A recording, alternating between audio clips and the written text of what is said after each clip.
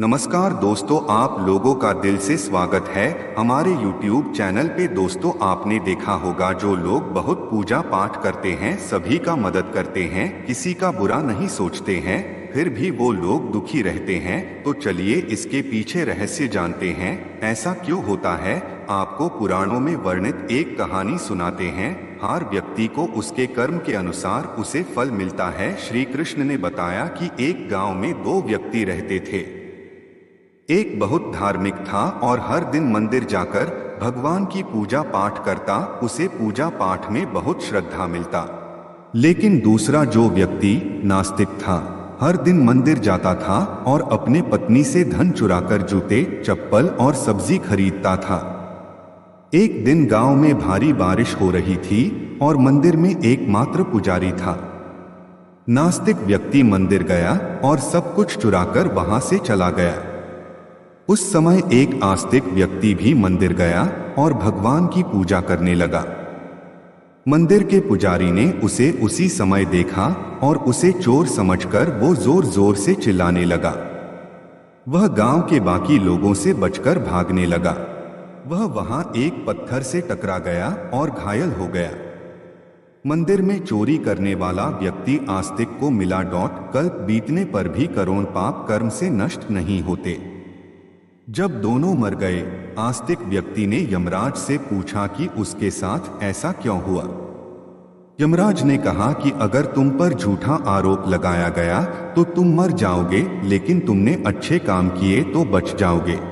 यमराज ने कहा कि उसके भाग्य में एक राजा बनना लिखा था, लेकिन उसने अपने पापों के कारण वह सिर्फ एक छोटे से चोर बन गया। दोस्तों, गीता में कहा गया है कि पाप कर्म के बिना भोगे गए करोड़ों का नाश नहीं होता। अगर कोई पाप करता है तो आज वह खुश हो सकता है, लेकिन कभी कभी उसे अपने पाप का फल भुगतना पड़ेगा और अगले जन्म का किया हुआ पाप उसे इस जन्म में भोगना पड़ता है। एक समय की बात है, एक बहुत पापी व्यक्ति एक रास्ते से जा रहा था और उसे बहुत सारा सोना मिल गया। उसी रास्ते से एक अच्छे आदमी जा रहा था, उसे एक कांटा लग गया और वह जमीन पर गिर गया। उस स्थान पर कुछ लोगों ने सोचा कि यह बहुत गलत हुआ और दोनों आदमियों की कुंडली ले जाकर एक पंडित को दिखाई। पंडित ने कहा कि पापी व्यक्ति का भाग्य राजा बनना था, लेकिन उसके पाप के कारण अब उसे सिर्फ इतना सोना मिला है। उस भले और धर्मात्मा व्यक्ति के जीवन का आज आखिरी दिन था, लेकिन उसके अच्छे कर्मों की वजह से वह बच गया। दोस्तों, हम अपने कर्म से गिर सकते हैं और अपने कर्म से ही ऊपर उठ सकते हैं।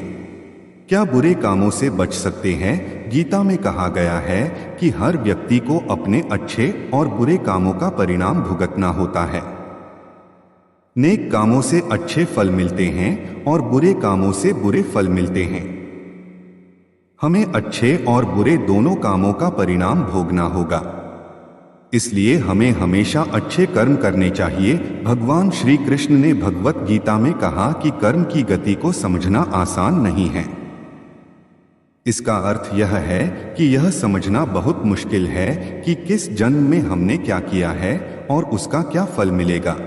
यह संभव है कि आपने हजारों जन्मों पहले किया होगा, जिस पाप के कारण आज आपको इतना बुरा हुआ है।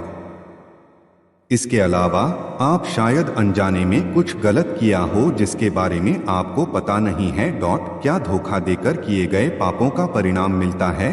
कर्म का सिद्धांत सटीक नहीं है, चाहे आप जानबूझकर करें या अनजाने में। अगर आप कुछ गलत करते हैं तो आपको उसका फल अवश्य मिलेगा। इसलिए हमेशा आप कोशिश कीजिए कि अनजाने में भी किसी का दिल न दिखाएं। आप किसी का भला नहीं कर सकते तो उनका बुरा भी मत कीजिए। गीता में श्री कृष्ण कहते हैं कि अगर आप अचानक आग को छुए तो आपका हाथ जलेगा ही। गीता में कई कहानियां हैं जो बताती हैं कि अनजाने में किए गए पाप का फल भी लोगों को मिला है।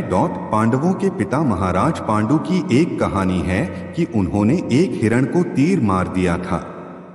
वे उस समय नहीं जानते थे कि एक ऋषि ने हिरण का रूप लिया था और उनको श्राप दे दिया था, जिसके कारण वे बाद में मर गए। सहस्त्रों के अनुसार क्षत्रिय राजाओं को शिकार करने की अनुमति थी और हिरण को मारना कोई पाप नहीं था। लेकिन पांडु को पता नहीं था कि वे एक ऋषि थे, इसलिए उन्हें इतना बुरा श्राप मिला कि वे मर गए। पाप से बचने के लिए क्या करें?